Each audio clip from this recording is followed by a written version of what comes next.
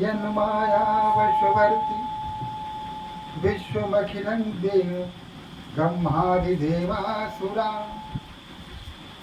यत् सत्त्वादमृषैव भाति सकलं रज्जो यथार्हेर्भ्रम यत् पाद प्लवमेकमेव हि भवाम्बोधेस्तीर्षावतां वन्देऽहं तं शेषकारणपरं रामाख्यमीशं हरिम् सुकृतसंभूतल विमल विभूति मंजुल मंगल मोद प्रसूति जनमन मंजु मुकुल मलहरी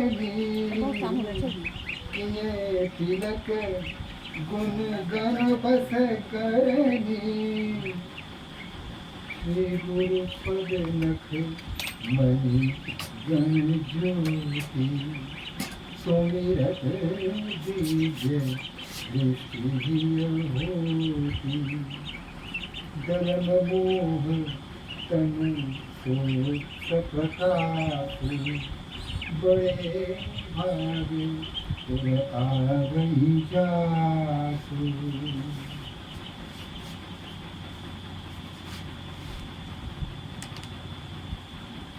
भगवान शिव के उस रूप को देखकर माता मैना बहुत ही विचलित हो जाती है, दुखी हो जाती है। यहाँ तक कि दूल्हे को देखने के लिए जो बाहर आई थी, कहते हैं कि थाली को पटक दिया और घर के अंदर घुस गई और जाकर माता पार्वती को अपनी गोद में बैठाया, बड़े प्यार से देखा और देखती रही कि हमारी पुत्री इतनी सुंदर, इतनी सुशील, सर्व गुण संपन्न और ऐसी कन्या के साथ उस जो अर्धविक्षिप्त है, पागल है, ऐसे वर को चयन करने में ब्रह्मा ने कभी भी नहीं सोचा। कुछ तो विचार करता।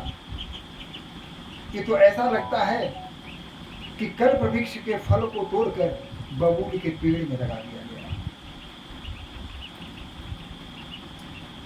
माता पार्वती भी समझाती हैं कि माँ अब तो जो होना था सो हो गया। ब्रह्मा जी ने जो लिख दिया हमारे भाग्य में, उसे तो कोई मिटा नहीं सकता। अतः आप व्यर्थ दुखी न होइए, अपने मन को संयत कीजिए और छोड़ दीजिए परमात्मा पर, भगवान राम पर छोड़ दीजिए। यह सब शिव की लीला है, सब ठीक हो जाएगा, आप चिंता नहीं कीजिए। तब नारद जी आते हैं, लेकिन अकेले नहीं आते हैं। नारद जी अकेले आने के उनका साहस नहीं है माता मैना के सामने जाने का। तो आते किसके साथ हैं? तो सप्त ऋषियों को अपने साथ लेकर आते हैं।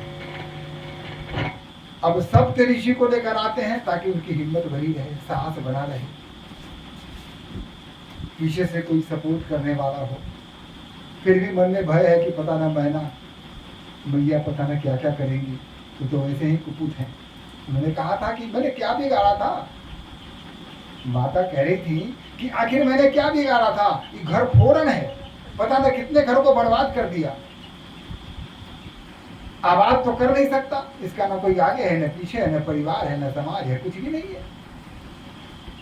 और ऐसे साधु पर कैसे विश्वास करें हम? मेरे साथ बड़ा छल किया है, तुम्हें भला नहीं होगा नारद, तुम्हें भला नहीं होगा, बार बार साप दे रही हैं।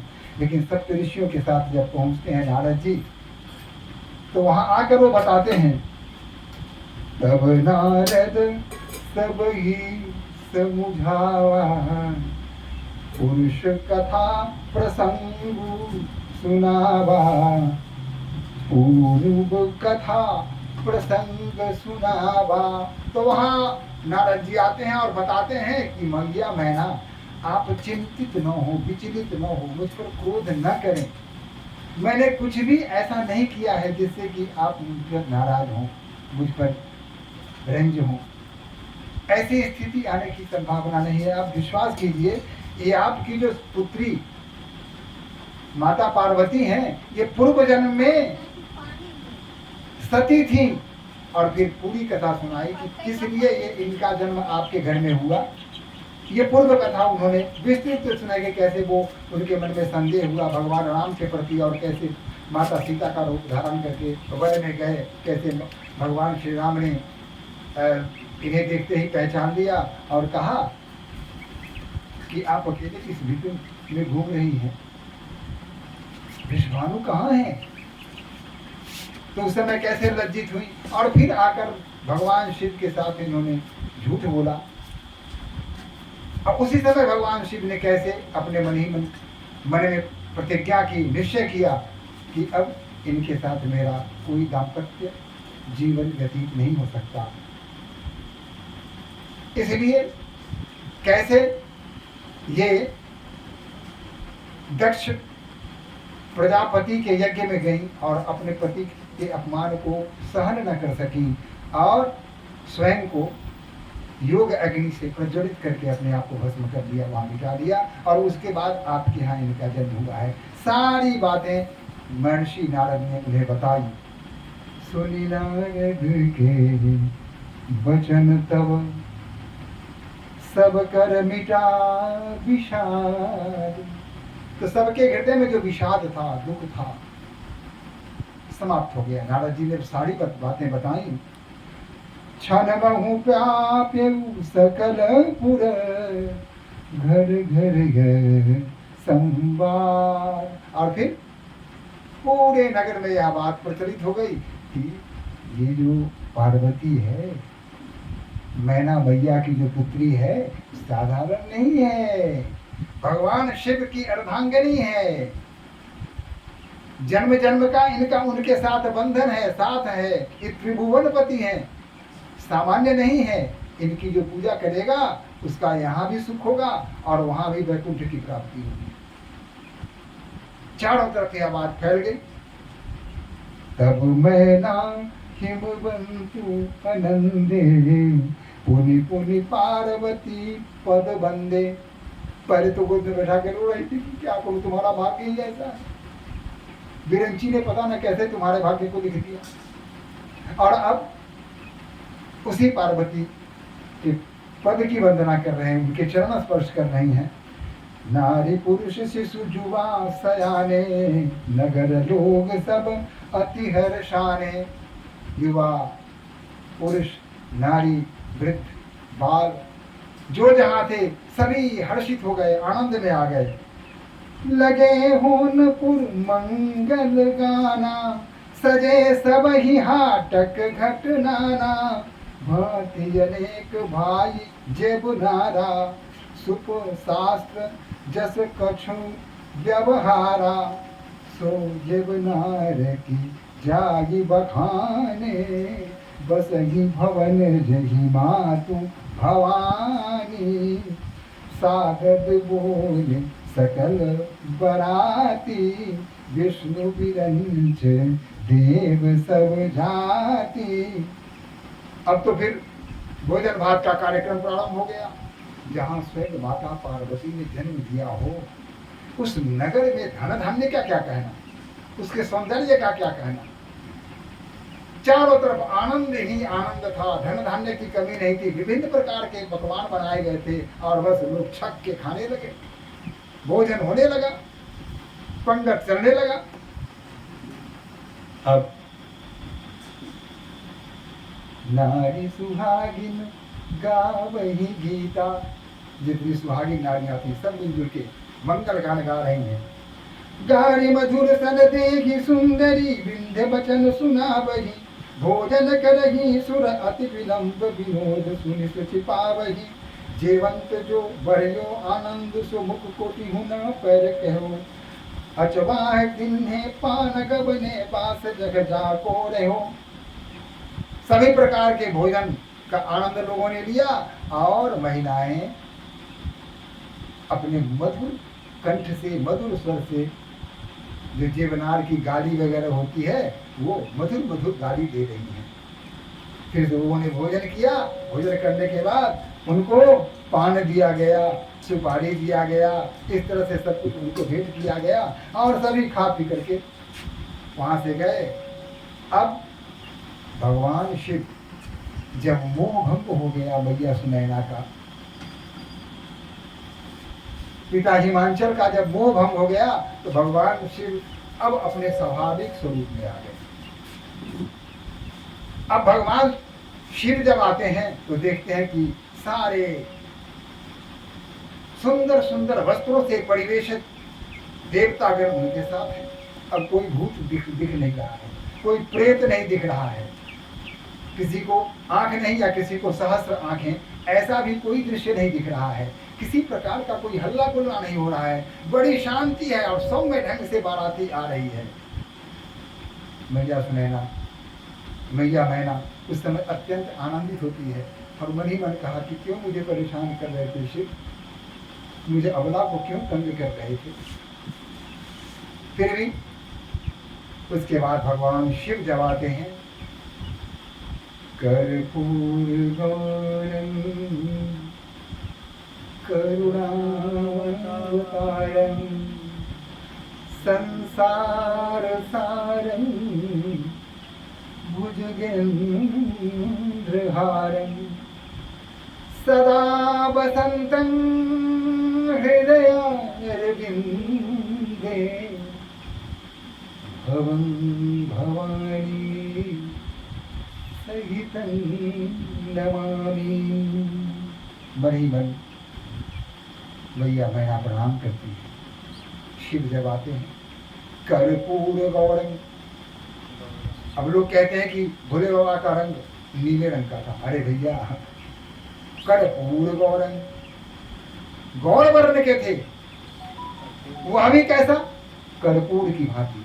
जैसे कर्पूर का रंग श्वेत होता है, वैसे ही भगवान शिव का कर्पूर गौरम। लेकिन गले में चूंकि उन्होंने विष को ठहरा दिया था, उसे अंदर नहीं जाने दिया। जब विष पान किया उन्होंने, और विष जब अंदर पेट की तरफ जाने लगा तो आगे रुको रुको, यही रहो, नीचे जाने की आवश्यकता नहीं है, stay here, don't go down. वही रोक दिया, बेचारा विष वही रुक गया। विष के प्रभाव से गला उनका, गला का जो भाव था वह नीले रंग का हो गया। लेकिन कर्पूर गौरम, स्वरूप उनका सुंदर गौर वर्ण का था। अब सुंदर जटा सुशोभित चंद्रमा ललाट पर चमक रहे हैं और माता गंगा की धारा अजस्र प्रवाहित हो रही है। सुंदर सांप की माला पहने हुए हैं, कान में कुंडल है, सब कुछ बदल चुका है। लेकिन वही जो पहले स्वरूप भयानक था वह अत्यंत सुंदर हो गया। पहले जो प्रतिकूल स्थिति थी अभी बिल्कुल अनुकूल स्थिति हो गई, सब कुछ सुंदर लग रहा था। भगवान शिव सर्वोत्तम थे, भगवान विष्णु भी उनके सामने कुछ नहीं थे। इतने सुंदर हमारे भगवान भोला बाबा वहाँ है। माँ ने जब देखा तो तृप्त हो गई, आनंद से भर गई। बसहा चढ़ल मत बलवाहे, माई शंकर दुल्हवा। हमारी सखियां मंगला गई थे, बसहा पर चढ़े हुए मतवाल है, शंकर भगवान दुल्हा बन के आए हैं। बसहा चढ़ल मत बलवाहे, माई शंकर दुल्हवा। शंकर दुल्हवा माई है, शंकर दुल्हवा, शंकर दुल्हवा। शंकर दुल्हवा माई है, शंकर दुल्हवा, शंकर दुल्हवा। बसहा चढ़ल मत बलवाहे, माई शंकर दुल्हवा। एक हाथ में कमंडल है, त्रिशूल है, डमरू है, अत्यंत मनोहर स्वरूप है।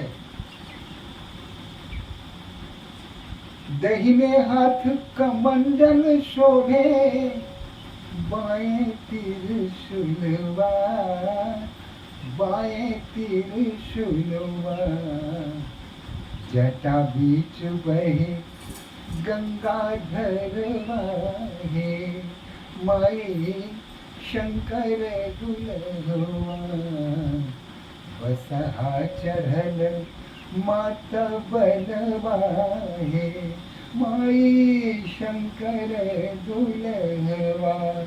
चारों तरफ आनंद ही आनंद है। मैना भैया प्रफुल्लित हो रही है, खुश हो रही है, जानते भगवान शिव और माता पार्वती जी उनके घर में जन्मी है। यह अनुपम शोभा है। अब तो उनकी आंखें सोचते कि दोनों एक साथ कब होंगे, एक साथ कब बैठेंगे। उसे मैं दोनों को एक साथ बैठे हुए देखना चाहती हूँ, लालायित हो रही थी। और इस तरह भगवान शिव की आरती होती है, उनका परीक्षण किया जाता है। तो जो परंपरा है उस परंपरा के अनुसार उनका परीक्षण किया जाता है। हमारे विभिन्न कवियों ने उनके संबंध में विविध बातें की है। अब इस प्रकार दूल्हा सरकार यानी भगवान शिव को बुलाकर अंदर लाते हैं। बाजहि बाजन विविध दिगाना, सुमन वृष्टि नभ भय विधि जाना। विभिन्न प्रकार के बाजा बज रहे हैं और आकाश से देवतागण फूलों की वर्षा कर रहे हैं। दासी दास तुरग रथ नागा, धेनु बसन मणि वस्तु विभागा, अन्न कनक भाजन भरि जाना, दायिन दीन न जान बखाना। खुले हाथ से लोगों को बांटा जा रहा है, दान किया जा रहा है। जो आ रहे हैं उनको खुले हाथ से दिया जा रहा है। भगवान शंकर भोले दानी, जहाँ वो होंगे वहाँ दान की, वहाँ वरदान की जो परिकल्पना है, परंपरा है, भला वहाँ टूट कैसे सकती है। जो आया तृप्त होकर गया, जो भी आया लेकर गया। जिसके मन में थोड़ा सा खालीपन था वह भी भर के गया। चारों तरफ आनंद ही आनंद हो रहा है। उसके बाद दूल्हा सरकार को मंगल गान थे। मंगल मंगल आजू नगर दिसि मंगल है, महे मंगल रानी नैना मैना चतुर देशी मंगल है, आहे मंगल रानी मैना चतुर देशी मंगल है। मंगल मंगल सुरगण ऋषिगण मंगल है, आहे मंगल मूद चतुर दिक जन जन मंगल है, आहे मंगल मूद चतुर दिक जन जन मंगल है। चारों तरफ मंगल ही मंगल। अब दाइज दियो बहु भांति पुनि, कर जोरि हिम भूधर कहो, का देव पूरन काम शंकर, चरण पंकज गहि रहो। शिव कृपा सागर ससुर कर, संतोष सब भांति कियो, पुनि कहे पद पाथोज मयना, प्रेम परिपूरन हियो। नाथ उमा मम प्राण सम, गृह किंकरी करियेहु, क्षमहु सकल अपराध अब, होई प्रसन्न बहुदेव। कन्यादान होता है। कन्यादान मैं थोड़ा विस्तार से तो नहीं जा रहा हूँ, इसको मैं थोड़ा जल्दी से आगे बढ़ रहा हूँ। विस्तार करूँगा तो ज़्यादा समय लग जाएगा, तो उतना समय देना नहीं है। लेकिन इतना ही जानिए कि कन्यादान होता है। कन्यादान के समय, कन्यादान एक ऐसा पुण्य काम है, कहते हैं जो कन्यादान करते हैं करने वाले को 100 अश्वमेध जप का फल देता है। हमारे हिंदू सनातन धर्म में इसी लोग कन्यादान करना चाहते हैं, आवश्यकता पड़ती है तो अपना धन उसमें व्यय करते हैं और कन्यादान की जिम्मेवारी लेते हैं। मैं भी एक कन्यादान कर चुका हूँ, अतः यह पुण्य मुझे प्राप्त है। तो कन्यादान होता है और हमारी मैया सुनैना कहती है, उमा जो है माँ पार्वती, वो मेरी प्राण प्रिय है, मेरे प्राणों से भी अधिक प्रिय मेरी पुत्री है, अतः इसे अपने साथ रखिएगा। अगर इससे कोई भूल हो जाए तो उसे क्षमा कीजिएगा, आप तो कृपा निधान है, आप तो क्षमा सहज ही प्रदान कर देते हैं। अगर मेरी पुत्री से कोई भूल हो जाए, कोई अपराध हो जाए, तो इसे अज्ञानी समझ के क्षमा कर देंगे, ऐसी मैया कहती हैं। हर माँ के हृदय में ऐसा होता है, जब अपनी पुत्री का हाथ एक ऐसे व्यक्ति के हाथ में सुपुर्द करती है मैया, जिससे दूर दूर का कोई संबंध कभी नहीं रहा हो, तो माँ का हृदय विदीर्ण हो जाता है, वात्सल्य लहरें लगती है। वही हाल मैया मैना का भी है, यह जानते हुए भी कि परम परमेश्वर है, वहाँ किसी प्रकार की कोई इनको कमी हो ही नहीं सकती है, सारी सुख सुविधा सब कुछ वहाँ है, कोई कमी नहीं है। फिर भी मैया के मन में अपनी पुत्री के प्रति जो प्रेम है, उस प्रेम की उद्भावना उद्गार अपने शब्द द्वारा ये करती हैं कि जो भी हो इसे आप नादान समझ के क्षमा कर दीजिएगा। बहुविधि शंभु सास समुझाई, और तब भगवान शिव ने सास को सब प्रकार से समझाया, कहा गवनी भवन चरण सिरुनाई, उनके चरणों में सिर ना करके अपने भवन चल पड़े। जननी रुमा बोली तब नीमी, नए उछंग सुंदर सिख दीनी, करे सदा शंकर पद पूजा। यही भारतीय परंपरा है, अपनी पुत्री को समझाती हैं कि तुम शिव के साथ जाना, हमेशा उनके चरणों की वंदना करना, उनकी पूजा करना, उनकी आज्ञा का पालन करना, उनके आनंद को देख करके उसके भाव के अनुसार अपने कर्मों को पूरा करना। कभी ऐसा काम मत करना जिससे कि तुम्हारे पति के हृदय में तुम्हारे प्रति किसी प्रकार के क्रोध का भाव हो। इसलिए हर प्रकार से पति की सेवा करना। ये सारी सीख देती है। बहुरी लाई हुए लिन्ही कुमारी, और कह के फिर उसको अपने हृदय से लगा देती है। आंखों से अश्रु की धारा प्रवाहित हो जाती है। कितने प्यार से, कितने लाड़ से, कितने स्नेह से, कितने वात्सल्य से जिस पुत्री को उन्होंने अब तक पाला, प्यार किया, दुलार किया, उसकी सारी सुख सुविधाओं का ध्यान रखा। बार बार मैया मैया कह के जो पुकारती थी, उसके चारों तरफ घूमती थी। कोई काम करना हो तो मैया के मुंह से निकलना था और पार्वती दौड़ के वह काम कर देती थी। आज वह पुत्री सदा सदा के लिए जा रही है, फिर उसका दर्शन कब संभव होगा कहना कठिन है। इसलिए अपने हृदय में लगाती है, अश्रुओं की धारा प्रवाहित हो जाती है, बार बार हृदय से लगाती है। लेकिन उनके मन में एक रिक्तता आती है। जब पुत्री विदा होती है तो उसमें एक रिक्त स्थान होता है जिसमें अनिश्चय का भाव होता है। वही अनिश्चय का भाव माता के हृदय में भी है।